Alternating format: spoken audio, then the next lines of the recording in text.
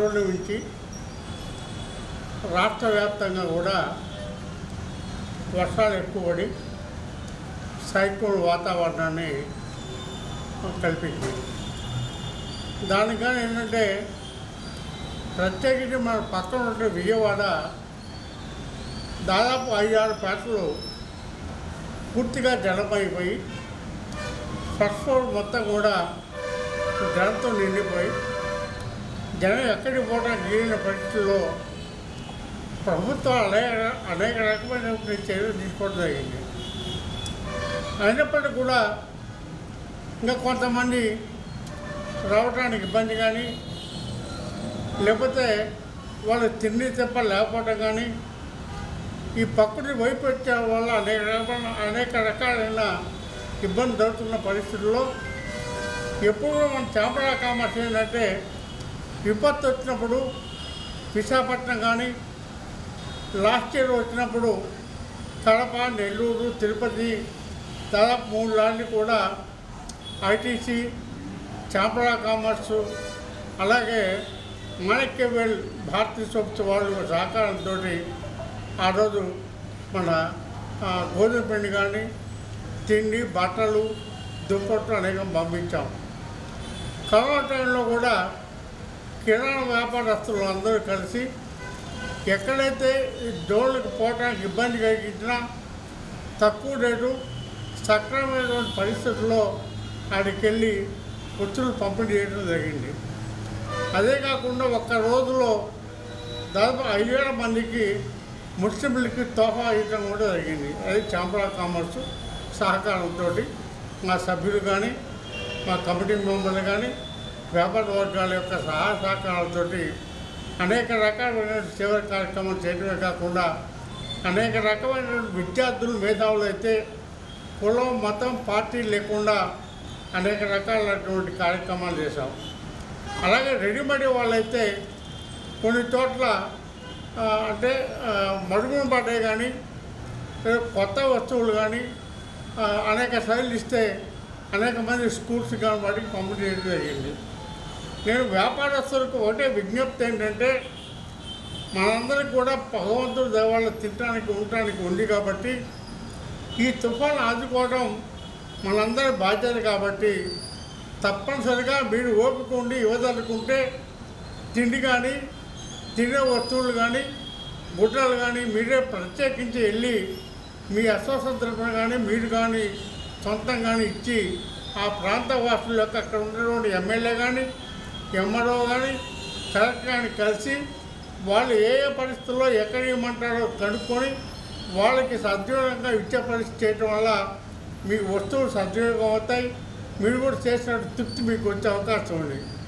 అట్లా కాకపోయేటట్లయితే ఆల్రెడీ నిన్న Vijayawada municipal stadium ఆఫీసులో మన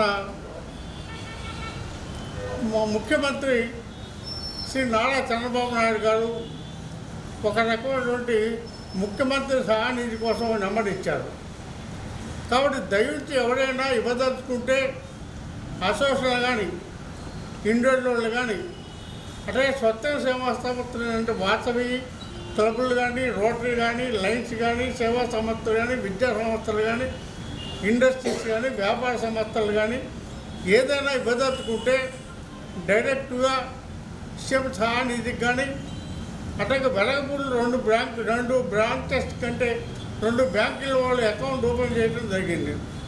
దానికి కానీ మీరు పంపగలిగితే తప్పనిసరిగా మానవతా దృష్ట్యా రోజు వచ్చేది కాదు, ఎప్పుడు హోమాలు వచ్చేది, అరుదుగా వచ్చేది, మన ఇబ్బంది పడుతున్న జనానికి మన చేతనైన సహాయం చేయటం అనేది మన ధర్మం, మానవత్వం కూడా. కాబట్టి దయచేసి మీ అందరికీ 2 చేతులు ఇచ్చి చాంబరా కామర్స్ సభ్యులు కానీ, నేను కానీ మనం చేసేదంటే సాధ్యమైనంత వరకు మీ శక్తి సామర్థ్యాలు ఉంటే మంచి మనసుతో, మానవతా దృష్టితోటి ఈ తుఫాను ఎక్కడెక్కడ జరిగితే అక్కడికి వెళ్ళి మీరు వస్తువులు ఇవ్వటం కానీ, డబ్బు రూపాయలు ఇవ్వటం కానీ చేయటం వల్ల మనకందరూ కూడా భగవంతుడు మంచి చేస్తాడు నమ్మకం నాకు ఉంది. కాబట్టి అందరూ జిల్లా వ్యాప్తంగా పాత జిల్లా గుంటూరు జిల్లా కానీ, లేక రాష్ట్ర వ్యాప్తంగా ఆంధ్రప్రదేశ్లో ఉన్నటువంటి ఎక్కడెక్కడ ఇబ్బంది జరిగితే అక్కడ మన వాళ్ళు తప్పనిసరిగా వ్యాపార వర్గాలు పార్టిసిపేట్ చేసి డబ్బులు ఇచ్చి వస్తువు ధన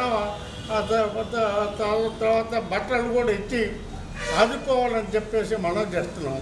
అదే కొన్ని చోట్ల అయితే విద్యార్థులకి ఫస్ట్ ఫ్లోర్లో ఉండి పుస్తకాలు చెడిపోయి చదవడానికి ఇబ్బందిగా ఉన్న పరిస్థితి ఉంటే అక్కడ పుస్తకాలు కానీ కారాలు కానీ పెన్సిల్ కానీ ఏ వస్తువులు కావాలంటే ఆ వస్తువులు ఇచ్చడానికి మీ శక్తి సామర్థ్యాలను బట్టి ఇటువంటి చెప్తున్నాం.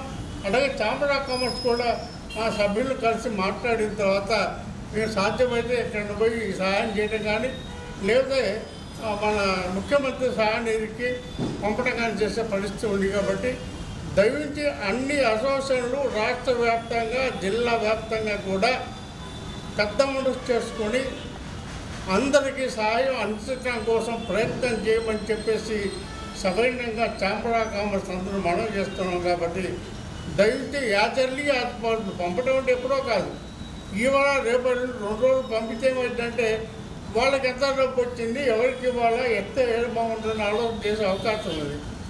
అవసరమైతే మీరే వెళ్ళి విశాఖపట్నం వెళ్ళాం, రేపల్లి వెళ్ళాం, అట్లా కొన్ని చోట్ల మనమే వెళ్ళి మనమే సహాయం చేసాం. ఈ టైం కూడా సాధ్యమైతే మీ అసోసియేషన్ ద్వారా మీరు వెళ్ళండి, లేకపోతే డబ్బులు పోగు చేయండి.